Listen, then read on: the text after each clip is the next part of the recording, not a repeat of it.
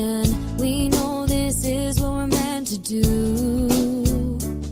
So we wake up, put our feet on the floor, go and conquer the day like a warrior, like warriors. 'Cause that's what a tribe does. We got your back so you can relax and focus on all the important stuff, like getting your business done. This is our tribe. We look out for each other. That's right, that's right. This is our tribe. We help each other grow in business and life. That's right, that's right. No need to panic anymore. We got lots of support and an army of warriors by our side. We fight the good fight when we unite. We fight the good fight when we unite. 'Cause that's what a tribe does. We got your back so you can relax and focus on all the important stuff, like getting your business done. This is our tribe. We look out for each other. That's right, that's right. This is our tribe. We help each other grow in business and life. That's right, that's right. This wake up. I was not trying to restart that. Hi, my name is Sondra, and I am the host of the Coffee Shop Show, sponsored by ProTech. We are a show that helps businesses grow, businesses develop, businesses improve, all those things. So our goal is to help people, basically. So my name is Sondra, and this is Peter. He's the owner of ProTech, and this is our Monday Coffee Shop Show. We've been off for a couple of weeks because I don't know, this was a month of travel, and I've been traveling the last 2 Mondays. Everybody's like, you were gone that long? And I'm like, no, actually, I was home in between, just what happened to be gone on both Mondays. So welcome back to that. As always, like and share our show, watch previous shows as we build upon each other. But we are going into the last 2 months of the year, which sounds crazy right now. Anyways, but one of the biggest things people are prepping for is sales, Black Friday sales, small business sales for those last 2 months of the year.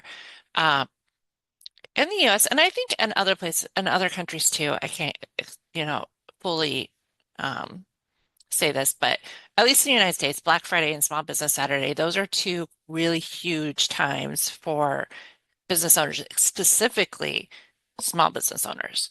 They, just as much as the big retailers want to get their products out there, their services out there, get sales in the year on a high note, all those things. So to do that, you want to start sooner than later. So you're not behind the 8 ball if you haven't done it, but I would suggest in the next week, 2 weeks tops, figuring out, do you want to have a sale? Does it make sense? Do you have the resources? Do you have the time? Is this a good time? Like, is everything set up? What isn't set up? Really think about what you do and don't have. And not only about your products or your services, but also your system. So if your system isn't ready to set up to help you sell or help you stay on top of things, take a real look at that, because I've known people that like throw sales out and then their poor staff or themselves are going crazy because they can't deliver. So if, how are your deliverables, if you're in a country that's having shipping issues, or you're in the US where so much craziness is going on right now, please take that into account. Your customers need the best of you, and if you can't give them the best of you and the best of your services and products, I really tell people, don't do the sales, don't do the Black Friday, don't do the small business. If it's going to cost you an arm and a leg and it's not going to be profitable, I think that's the other thing. don't do it just because that's what everybody else is doing. That's just, I guess, the biggest thing I could say about that. And be realistic. I think this year, and I mean, you can look at previous years where a lot of things were going on in the world. Um, I think people are going to buy light. Like they're not going to deep dive into buying tons and tons of products. So you have to make yourself unique. What problem are you solving? Why are you the best at solving that problem? And is it affordable? If you're selling to other small businesses, you're not going to do 1K, 2K, 10K products. That's not what small businesses are. So knowing your audience, which we've talked about in previous shows, um, knowing their problem, again, talked about in previous shows, and knowing their buying habits. Like, are they buying big programs right now? Are they buying small things?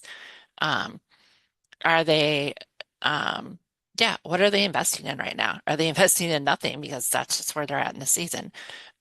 So definitely knowing those things help you prep to be more successful, helps you set realistic sales goals, helps you um, look better, look smarter. Because it's not so much about taking out ads and plastering yourself in 5,000 million places. Because that's basically throwing 5,000 darts in the air and hoping one of them lands on a target. So have a target, be realistic. Um, use use your skill set. If it's not your skill set to do ads, and you have the money to hire an ad person, do that. If use your skill sets effectively, use your resources. And the other thing I'd say is a lot of people, and I've done this in the past, and I've had mixed mixed um, mixed sales afterwards. You can partner with somebody or partner as a group to do like a bundle. I've personally bought Black Friday, Black Friday bundles that have more than one thing in it. The good thing about that is you get more eyes, you get different audiences from different people that are selling it. So that is definitely one way you can be smarter about it. The other thing I would say is um, use your systems, like max out your system usage. What can be automated, what can be sending out messages, all those things so that you're not, um, as a business owner, that was something that I wasn't prepared for. My holidays were always about family. And as a small business owner, especially that Black Friday small business, I'm like, I don't want to spend the whole weekend on my computer selling my stuff. Like, what do you mean I have to work the whole Thanksgiving weekend and so forth? And I'd be like, this is crazy. And everybody's like, oh yeah, it's, da da da. So ideally, if you can plan ahead, schedule ahead, use automation. We've talked about that in the past. Um, but monitor it. I'm not saying set it and forget it because that's where a lot of people run into issues. Beta test, and more tests. Um, then that will help you not go crazy, over that long weekend or at least in the US, that's a long weekend um, of things. So, um, what else? Um, yeah, it's really about understanding what people are looking for and what they're buying right now. Because I think it's gonna be hard if you go on past years. I think again, we're in that unique year again situation in the world. So you're gonna have to take a grain of salt of what happened the year before, and so on and so forth. Go ahead, Peter. Yeah, I think something that we as entrepreneurs need to be careful of is lack of preparation. Um, we need to be prepared. If we've got something that's coming up, we know it's coming up, we know that we can take advantage of it. It doesn't help to take advantage of it if you're not prepared to do so. So preparation is key. And if you're moving a product, or if you are the product, or there's obviously going to be different approaches to how you prepare. And I think something quite simple. You have a website, yeah? Is it optimized for mobile? If you're not optimized for mobile, are the people that need to see what you're promoting, are they looking on your website, or are they catching your content on their phone? Where are they catching your content? Are they able to catch your content on the go? Um, so it may be quite simple, but the last thing you want to do is have a website that somebody's trying to check on their phone and it's not optimized for mobile. and nothing works and it doesn't do what it should, and it leaves a bad taste in people's mouths. I've tried to go onto certain sites on my phone and thought to myself, oh goodness me, they would have actually made a sale if I could have actually just done it on my phone. Um, a phone is great technology and take advantage of it and be prepared, because if you know what your product is, and you're able to create content, don't start on the day. Don't start on the day of the, don't do that. I would give it maybe, what do you think? Maybe 3 weeks beforehand. You Yeah, start. you should be teasing things now. Like you Hmm, really should be like, hey, this is what you got to look forward to. This is right. why. Testimonials, case studies. Yeah, and I honestly was literally in goal setting this morning and talking about like I've been wanting to put some packages that have never been put out before. And I think that's true too. If you're doing something that you've never put out before, or you tweak something or something, of course you can base it on feedback from other things. But if it's something brand new that you've not done before, you definitely got to establish yourself as somebody that's reliable. Like, why would I buy that off of them? They've never sold that before. They've never done that before. I like what you said about being making sure that your website or your social media or wherever your selling platform is mobile, ready. Because yes, people buy from their phones. I actually don't like buying from my phone. It can drive me crazy, but tons of people do it. I would say a majority of people I know do it. There's a few people like myself that are like, let me get on the computer. But like I've been traveling, so that's not always been a easy thing to do. So, my 18-year-old got a hold of the phone the other day. I was like, Mom, just let me buy it. Like, this is crazy. Just buy it on your phone. I'm like, I want to set up the computer. Da, da, da. And I'm like, she's like, Mom, for the heck of it, please just give me your phone. Um, and I've done the same thing to my husband when he can't buy something on his phone. So we do that here. But yeah, definitely making sure it's mobile ready. Make sure your links work and test them. Links, not just your like calendar or your buy now, but like your social media links. I will, before I meet with somebody, especially for like first time meet, I will go through their website and click on everything. And not be like, did you realize this didn't go or this goes to a product from 10 years ago that you don't offer anymore? Like, check your links. People like to click on things. And if your link goes nowhere, guess what? Most people are going to close your site and go, okay, well, obviously don't give a dang about people clicking on your website. And less clicks is better. So if you have something that you have to click on 5 different times to get to what they're buying, people have like no attention span for that. So, it's always that catch somebody in the first, what is it, like 10 to 15 seconds to like hook them in, but also to keep them and get them to finish buying whatever you're buying. It has to be a seamless process that does not take 5,000 screens, 15 different, um, you know, authentications and all this other thing. Make it easy. Make it easy for your customer. I think that's extremely important. What else, Peter? What else? I was just thinking, if you're going to go as far as to be that prepared, you might as well create a dedicated landing page. If you're going to be prepared for your product and you're selling that particular product, you don't want somebody to go to your website and then get confused and look at a whole bunch of stuff. Maybe you want a dedicated landing page just for that product. It'll also make it easier for tracking. So you can track and see what were the results of your sales, because you can obviously look on the back end of your landing page. Not that I've ever done that, but I know it gets done. Not by me, but by others. Um, it just makes life a whole lot easier for yourself, and it also makes it a whole lot simpler for the person buying your product. So if they're checking out your stuff on mobile, then make sure your landing page is prepared for mobile, and be prepared. Don't get caught in the situation where, people are contacting you and going, by the way, I was trying to buy your product and I can't seem to, this button doesn't work, or that go like Sondra was saying, that goes to the wrong place, or I was looking at your product, but it's trying to sell me something else, or um, I think creating a dedicated landing page for a particular product solves a lot of those issues and also makes testing a whole bunch easier. Right. Yeah, for sure. And my other thing is, and maybe this is just a personal pet peeve, don't mark up your prices, then put a sale. Like people, if people have seen anything or have followed you or whatever, they're going to know your prices. And if you're like, oh, I'm going to increase them by a couple $100 and then I'm going to do a sale, like one, that just doesn't make you honest, doesn't make you look well.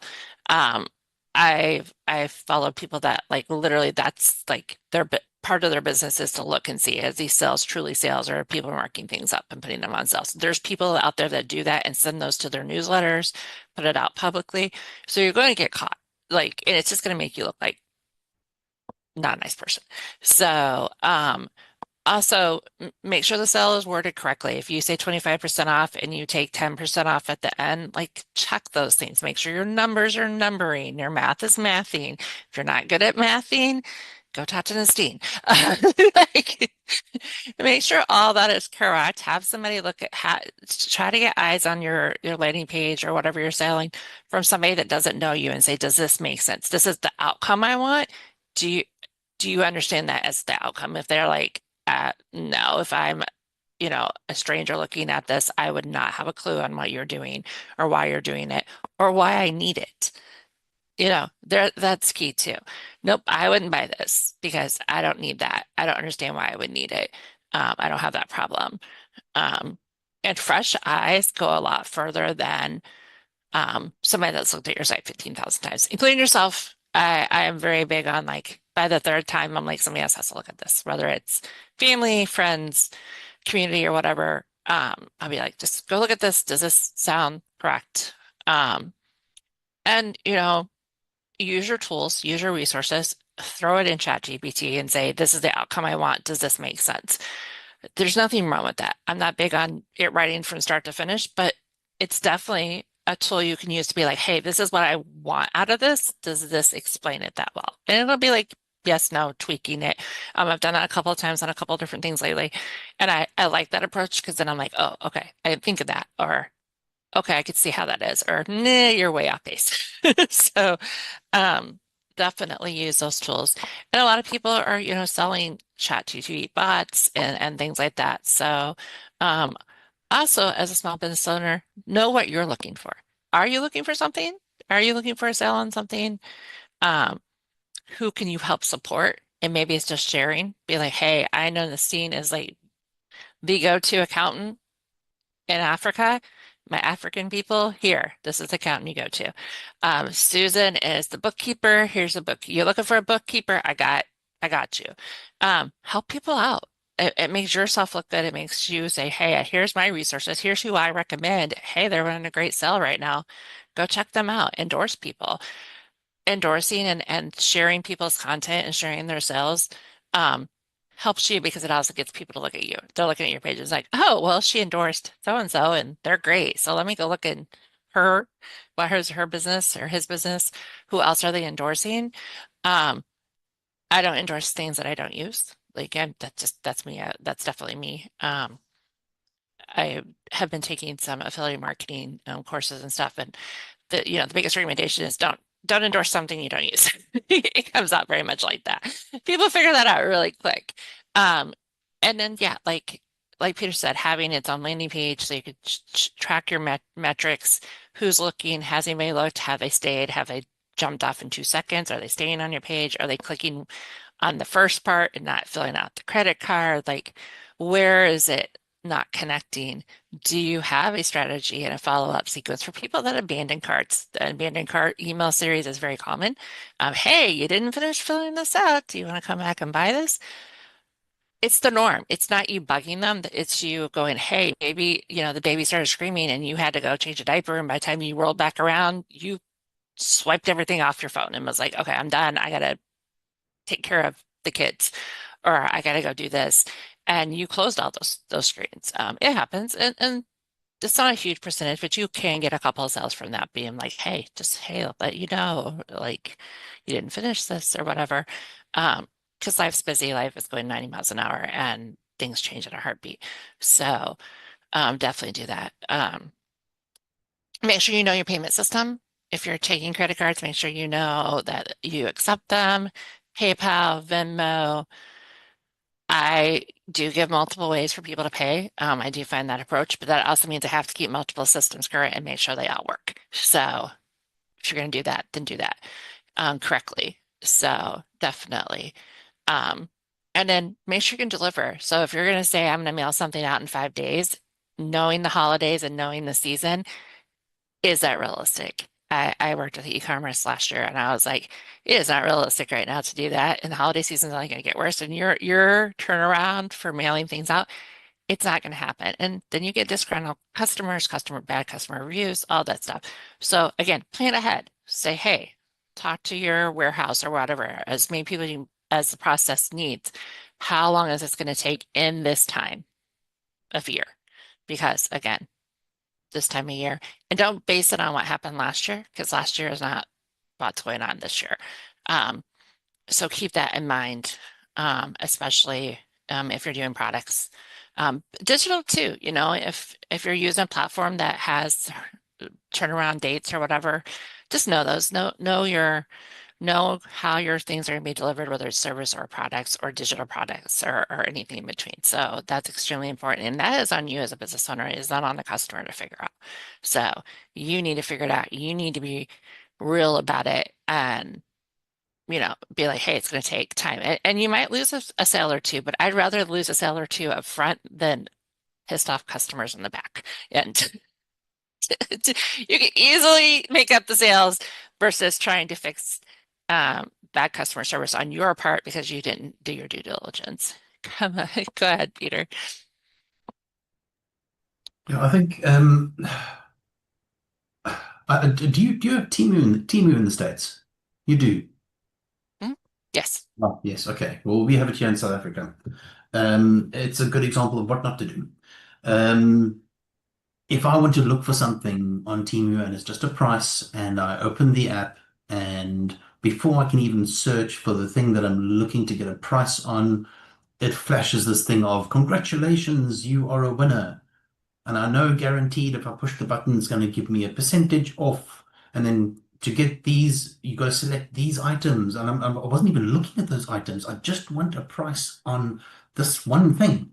And I can't seem to get there because I've got to press this spinning wheel, and then I've got to press it again. And then to get a percentage off, I've got to select 5 items. And then to get those items, I've got to buy 2. Goodness me, I just want a price on one particular product. Leave me alone. I get to the point where I'm like, screw it. I'll just find somewhere else to find a price for that. I mean, something as simple as like a laptop's screen extender. The one that you slap over your laptop and you can open it up and you have multiple screens. And I just want a price. It's that simple. And if I see the price and I like the price, I just want to buy it. It's that simple. When you complicate things, you chase people away.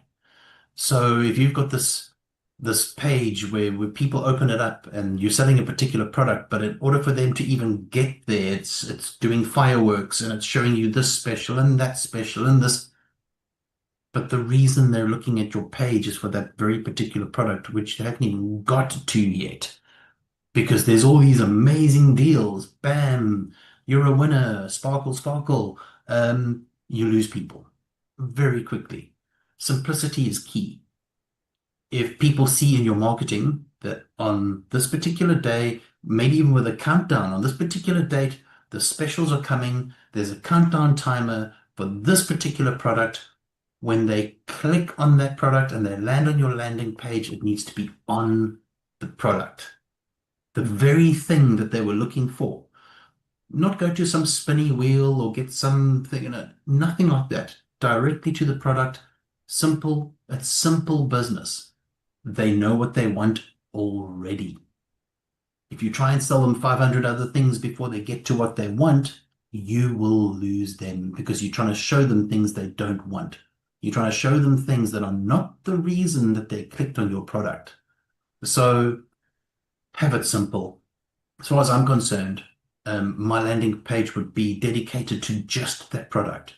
And if somebody clicked on it, there would be a countdown timer on that landing page saying that in 4 hours and 6 minutes time, it starts. Be prepared. And when that timer's count down, your product needs to be available with the discount that you put in place and done correctly, like Sondra said. Your discount needs to be the right discount. But keep it simple. If you overcomplicate it, don't try and sell as a simple business owner. Don't try and sell all your products. Choose a couple, put them on special, have dedicated landing pages for them. Very simple. Makes my life easy, makes your life easy, and it makes your customer happy because they didn't have to jump through hoops just to get what they were looking for. Guaranteed, if you make customers jump through hoops, they will go somewhere else where they don't have to jump through a hoop. Yep. Very true. Very true. And, I know the one that annoys me more than the flashing and all that stuff is if you join my newsletter now, I'll give you a 10% coupon. Okay, that's another hoop you can put on your sell page or when you're selling things. Click here if you want marketing materials from us. I'm not big on hitting somebody to get their email as soon as they open a page. I get told that's not great, but to me, I'm like, yeah, I always X out of it.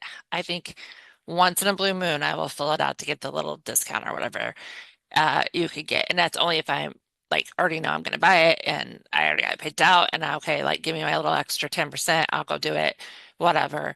But yeah.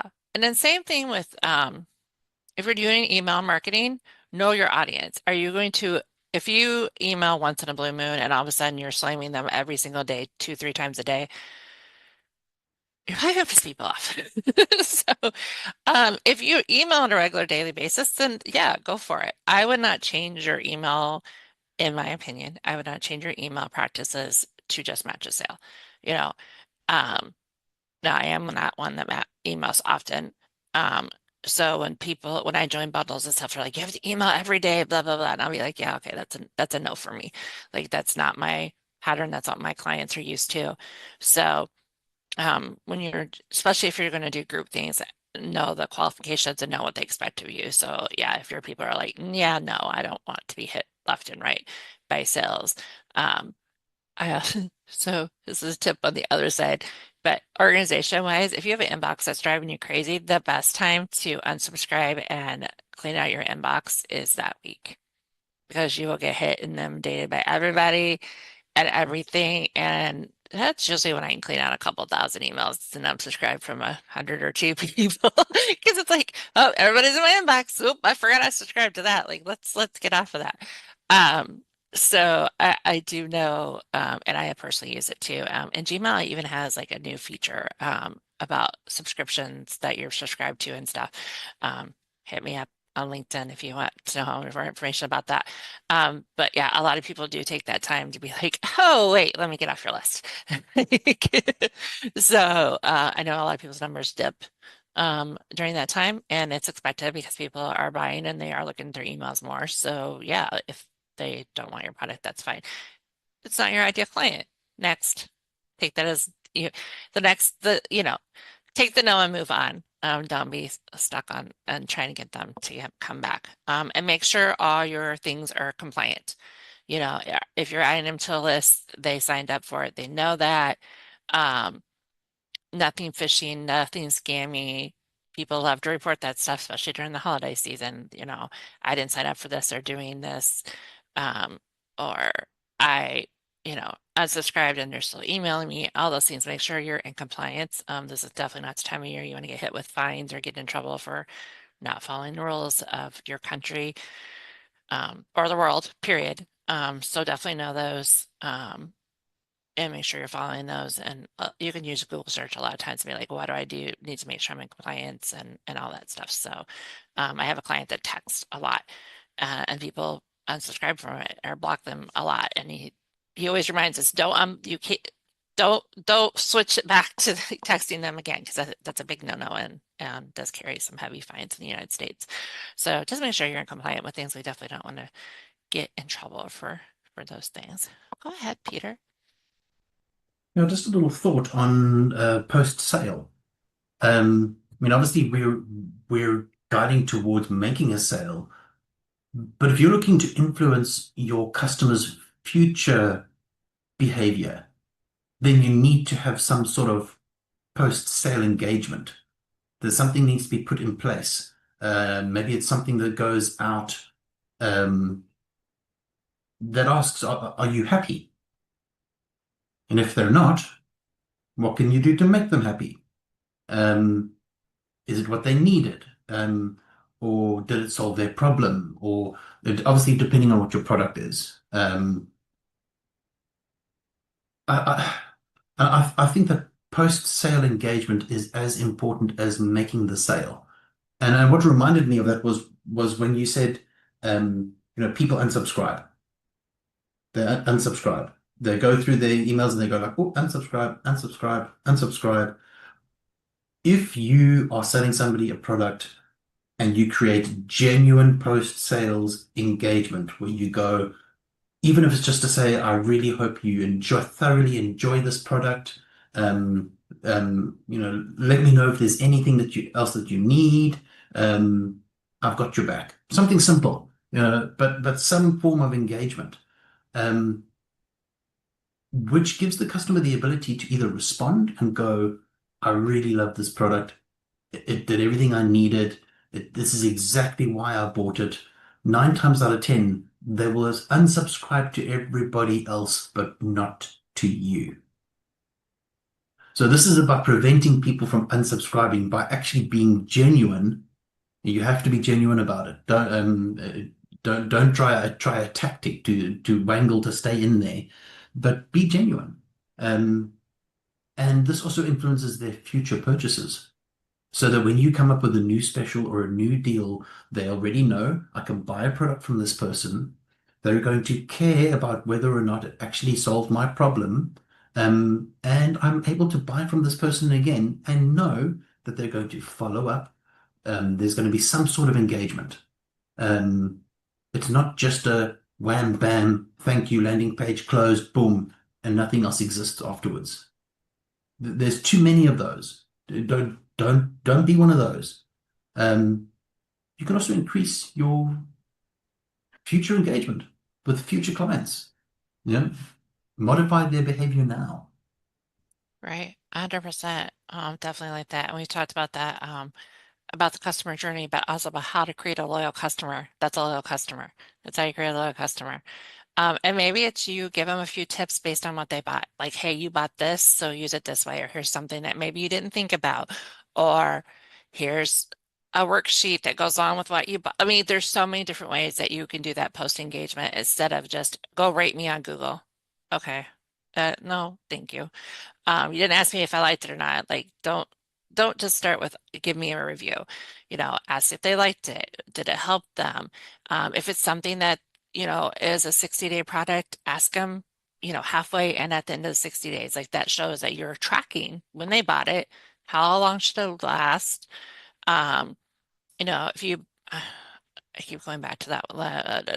If it's a product that's supposed to, you say last 30 days, if it's a physical product, and at the end of the 30 days, go back and be like, hey, did it or didn't it? What did you think? Da da da da. Get an honest review. A simple 2 to 3 question surveys are nice. And then, yeah, genuine engagement helps people keep coming back to you. And then, yeah, like he said, people will come back and be like, hey, last year she ran this great thing and she sells other things, but maybe I can't afford it, but I know she does do some specials around this time of year.